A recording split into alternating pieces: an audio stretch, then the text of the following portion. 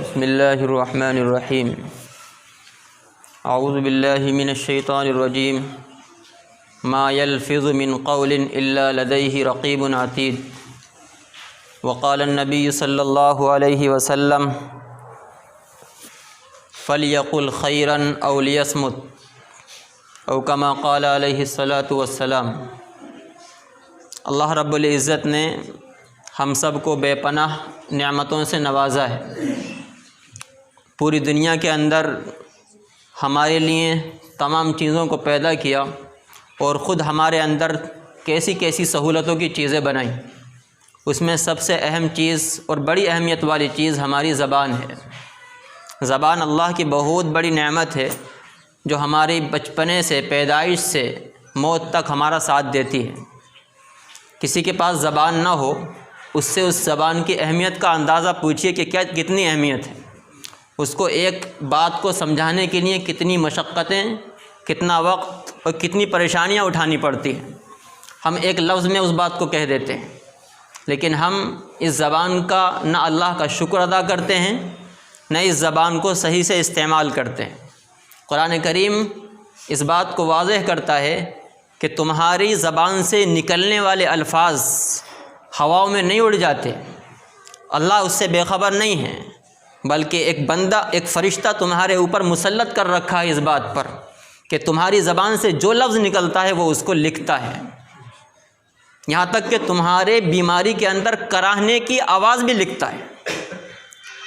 نبی صلی اللہ علیہ وسلم نے زبان کی حفاظت کے لیے بے شمار مرتبہ صحابہ کرام رضی اللہ عنہم اجمعین کو اور صحابہ کے واسطے سے ہم کو سمجھایا ہے کہ زبان کا صحیح استعمال کیجیے۔ ایک حدیث میں فرمایا من صمت نجا، کہ جو خاموش رہتا ہے وہ محفوظ رہتا ہے۔ اور جو حدیث میں نے آپ کے سامنے پڑھی اس میں نبی صلی اللہ علیہ وسلم نے فرمایا فلیقل خیرا او لیصمت، کہ تم میں سے ہر ایک کو چاہیے کہ اگر بولے تو اچھا بولے، بولے تو اچھا بولے، بھلی بات کہے، ورنہ تو خاموش رہے۔ اس کے لیے خاموش رہنا بہتر ہے۔ اسی لیے نبی صلی اللہ علیہ وسلم نے فرمایا کہ خاموشی کے اندر نجات ہے۔ جو زیادہ بولتا ہے وہ زیادہ غلطی کرتا ہے۔ جتنا زیادہ بولے گا اتنے ہی غلطیاں زبان سے زیادہ ہوں گی۔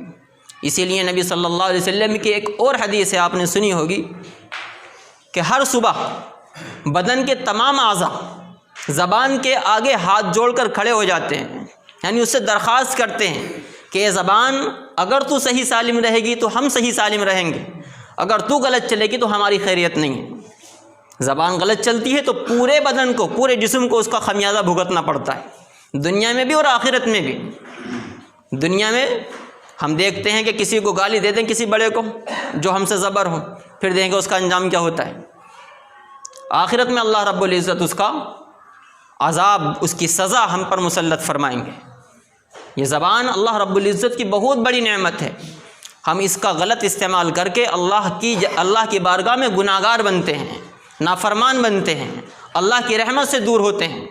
نبی صلی اللہ علیہ وسلم کی ایک اور حدیث ہے، اللہ رب العزت سخت ناپسند کرتا ہے اس شخص کو کہ جو زیادہ بولتا ہے۔ ہمارا آج کل کا مشغلہ بن گیا ہے، وقت خالی ہے تو 4 آدمیوں کو اندر بیٹھ کر اس کے پاس بیٹھ گئے، جا کر وہاں میٹنگ جما لی، وہاں سڑک پر، وہاں چوراہے پر، وہاں تخت پر، وہاں نالی پر، وہاں بیٹھک میں۔ ہمارا مشغلہ خالی اوقات میں بات کرنے کے علاوہ کچھ نہیں ہے، یا تو موبائل ہے یا بات ہے۔ ہم دین کی کوئی کتاب پڑھنے کو تیار نہیں، کسی اچھے آدمی کے پاس بیٹھ کر دین سیکھنے کو تیار نہیں، برائیوں سے بچنے کو تیار نہیں۔ یہ تمام چیزیں ہماری دنیا اور آخرت کو خراب کرنے والی ہیں۔ ہماری زبانوں پر آج ہم دیکھتے ہیں، اور چلتے پھرتے، اٹھتے بیٹھتے، جب بھی کسی نوجوان کی یا ہمارے کانوں میں آواز آتی ہے، اور آپ بھی دیکھتے ہوں گے، آپ کے کانوں میں جب آواز آتی ہے کسی نوجوان کی یا بچے کی، تو بہت کم ایسا ہوتا ہے کہ گالیوں سے خالی ہو۔ گالیاں، بیہودہ باتیں، الٹی سیدھی زبانیں، اس طرح ہم بالکل بے لگام ہو چکے ہیں۔ ہمیں اللہ کا خوف نہیں رہا، اور اس بات کا دھیان نہیں رہا کہ ہمارے زبان سے نکلے ہوئے الفاظ اللہ کے یہاں لکھے جا رہے ہیں۔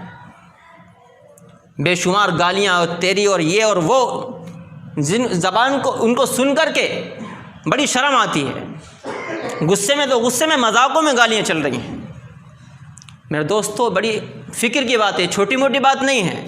ہمارا معاشرہ گالیوں سے بھرا پڑا ہے آج. گالی چاہے غصے میں ہو، چاہے خوشی میں ہو، چاہے مذاق میں ہو، گالی گالی ہے، گالی کا گناہ ملے گا اور اللہ رب العزت اس کی پکڑ فرمائیں گے.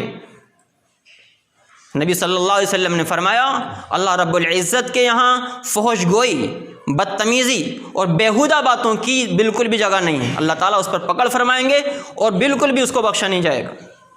اللہ رب العزت ہم سب کو اپنی زبان کی حفاظت کرنے کی توفیق عطا فرمائے.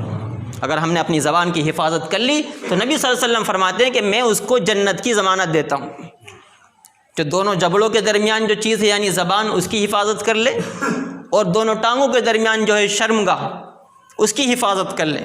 نبی صلی اللہ علیہ وسلم فرماتے ہیں کہ جو ان دونوں چیزوں کی ضمانت دیتا ہے میں اس کو جنت کی ضمانت دیتا ہوں.